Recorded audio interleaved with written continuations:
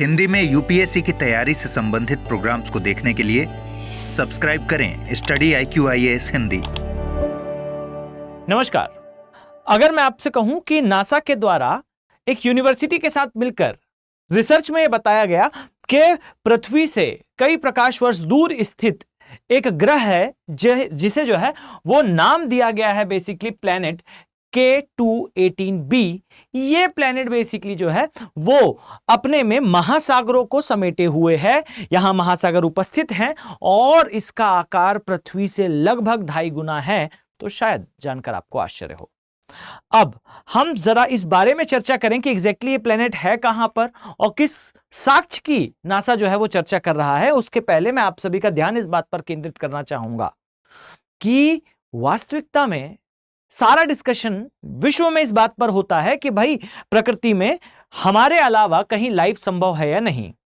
तो इसका विशेष ध्यान रखें कि जब कभी प्रकृति में लाइफ अर्थात ब्रह्मांड में जीवन के बारे में चर्चा होती है तो याद रखिएगा ये जो लाइफ है, ये लाइफ का जन्म पृथ्वी पर कहां से हुआ था। तो आई थिंक आप सभी इससे परिचित हैं कि ओरिजिन ऑफ लाइफ, पृथ्वी पर जीवन की उत्पत्ति महासागरों से हुई थी।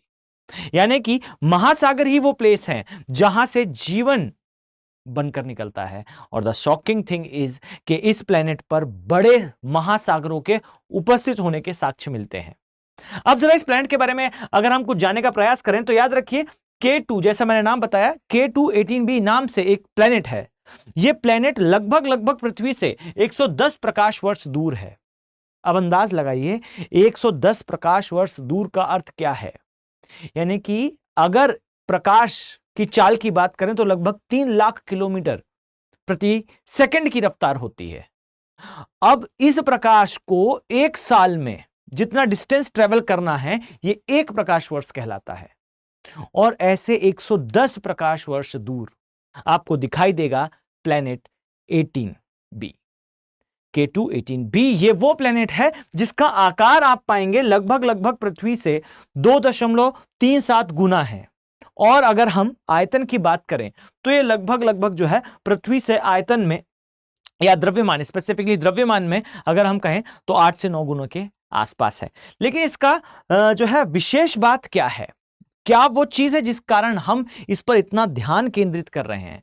तो पहली चीज तो भाई यहां ध्यान दें कि जब महासागरों की बात होगी तो यह बात भी जरूरी है कि महासागर से जीवन जुड़ा हुआ है और जीवन के लिए कहीं ना कहीं लाइट की आवश्यकता है। अब जरा इस बात पर फोकस करिएगा कि यह जो प्लेनेट है यह एक लाल दानव तारे की जो है वो परिक्रमा कर रहा है। अब क्या होता है लाल दानव तारा या रेड जाइंट स्टार? यह स्टार बेसिकली कोई ऐसा स्टार होता है जो पहले काफी बड़ा हो। यहां समझिएगा एक बड़े साइज का स्टार हुआ करता होगा ये, और जो कि समय के साथ जो है वो मृत होने की अवस्था में आ रहा है। यानी कि हर एक तारे की एक जीवन साइकिल होती है और उस जीवन साइकिल में वो तारा जो है वो सिकुड़ते हुए छोटा होता जाता है। इसे रेड जाइंट स्टार भी कहते हैं, लाल दानव तारा भी कहते हैं। लेकिन इसका विशेष ध्यान रखिएगा कि ये जो तारा है ये सिकुड़ता है, अर्थात ये बौना तारा होता है। ये आकार में छोटा होता है और उतनी ऊर्जा इमिट नहीं करता जितनी ऊर्जा जो है यंग टाइम पर, यानी कि जब ये लाल नहीं, जब ये एकदम प्रकाश से पूर्ण रहा हो तब करा करता था। ये धूमिल सा प्रकाश देता है। और इसका भी विशेष ध्यान रखें कि ये जो ग्रह है लगभग 32 दिनों में अपनी परिक्रमा जो है वो पूर्ण करता है। अब यहां पर प्रश्न ये आता है कि वैज्ञानिकों ने ऐसा क्या ढूंढा जिसके आधार पर यह कहा जा रहा है कि यह जो ग्रह है यहां पर महासागर हो सकते हैं और जीवन भी हो सकता है। इसके पीछे गैस है भाई, याद रखिएगा, डाई मिथाइल सल्फाइड। यह वो गैस है, याद रखिए, जिस गैस का उत्सर्जन जीव के द्वारा करा जाता है। जी हां, हम एक जीव की बात कर रहे हैं और ये जो जीव है ये फाइटोप्लैंक्टन्स होते हैं। आई थिंक आपने कभी ना कभी मरीन फूड चेन के बारे में सुना होगा। मरीन फूड चेन का अर्थ है वो खाद्य श्रृंखला जो महासागरों में उपस्थित होती है। तो ये जो गैस है डाई मिथाइल सल्फाइड, ये गैस का उत्सर्जन फाइटोप्लैंक्टन नामक जो पादप है, एग्जैक्टली पादप एक प्रकार से जीव की, वनस्पति एक प्रकार से जीव की कैटेगरी है। अब अगर ये उपस्थित हैं तो वहां जीवन के लिए, खाद्य श्रृंखला के लिए आधार उपस्थित है। और ये तभी उपस्थित होंगे जब उस स्थान पर जो है वो एक बड़ा महासागर हो। यानी कि महासागरों के होने का एक बड़ा साक्ष्य ये गैस है।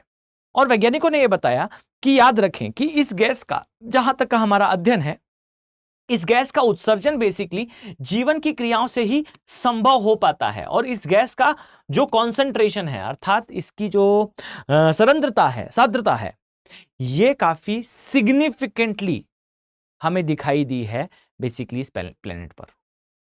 यानी कि अगर हम देखें इस बारे में, विचार करें इस बारे में, तो इस विशालकाय प्लेनेट में इस गैस का उपस्थित होना कहीं ना कहीं जल के उपस्थित होने का एक बड़ा प्रमाण है। अब यहां पर एक प्रश्न यह भी आता है कि क्या भाई इसे प्रमाण माना जाना यह ऑथेंटिक है? तो यहां समझिएगा कि किसी भी स्थान पर अगर हम ऐसा इमेजिन करें कि भाई किसी स्थान पर जीवन की अगर खोज की जा रही है, तो जीवन की खोज के लिए हम जन सामान्य अक्सर यह सोचा करते हैं कि हमने आंख से उस जीव को अगर देख लिया तब हम मानेंगे कि उस स्थान पर जो है वो कोई जीव है, या फिर हमने साक्षात दूरबीन लगाकर उस ग्रह में अगर देख लिया तब हम मानेंगे कि उस स्थान पर जो है वो फलाना नाम से एक महासागर या फलाना प्रकार का एक महासागर है।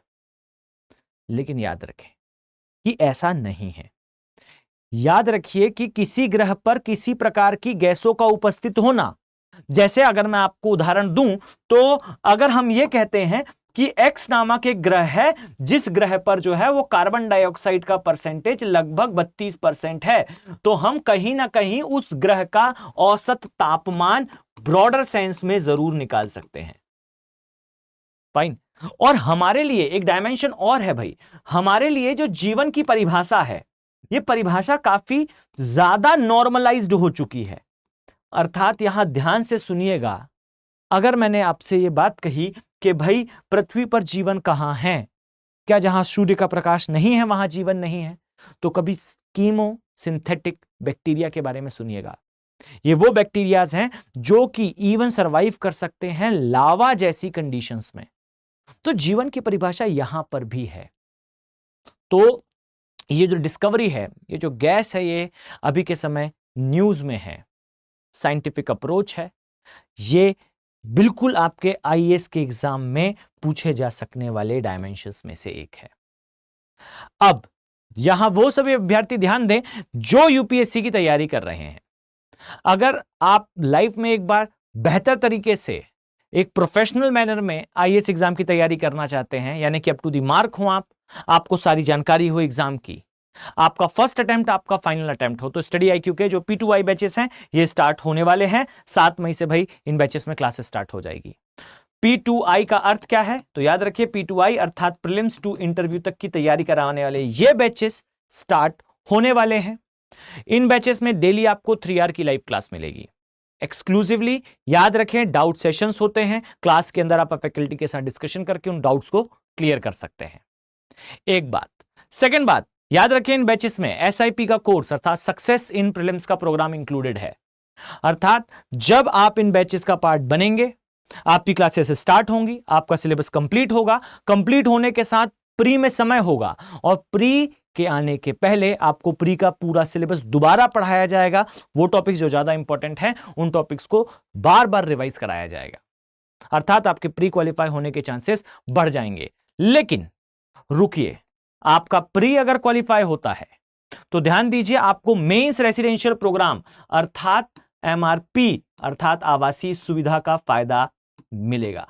अर्थात स्टडी आईक्यू अपने खर्चे पर अपने प्रीमाइसेस में आपको बुलाएगा, मेंस की पूरी तैयारी कराएगा। सिलेबस पहले कंप्लीट करा दिया गया है, फिर भी आपको पूरा रिवीजन मेंस के सिलेबस का कराया जाएगा। उन फैकल्टीज से जिनसे आप ऑनलाइन पढ़ रहे हैं, आप उनके साथ ऑफलाइन इंटरेक्ट करेंगे। 1-to-1 मेंटरशिप है। याद रखें आपको मेंटर अलॉट होगा जैसे ही आप बैचेस को ज्वाइन करते हैं, आपका मेंटर आपके साथ कनेक्ट होगा। ये सारी सुविधाएं याद रखिए, exclusive price that is 27,999। But विशेष तौर पर ध्यान दें, ये कॉस्ट आपको तभी देखने को मिलेगा भाई जब आप AK लाइव कोड का यूज करते हैं, यानी कि इस कोड का यूज करने पर ही आप इन बैचेस को इस प्राइस पर जो है परचेस कर पाएंगे। क्लियर है? तो आने वाले समय में मैं आप सभी आईएएस एस्पिरेंट्स को इन बैचेस में देखने वाला हूं। इस उम्मीद के साथ चलिए मिलते हैं नेक्स्ट वीडियो में। Have a very nice day. Thank you. Hindi में यूपीएससी की तैयारी से संबंधित प्रोग्राम्स को देखने के लिए सब्सक्राइब करें स्टडी IQ IAS हिंदी।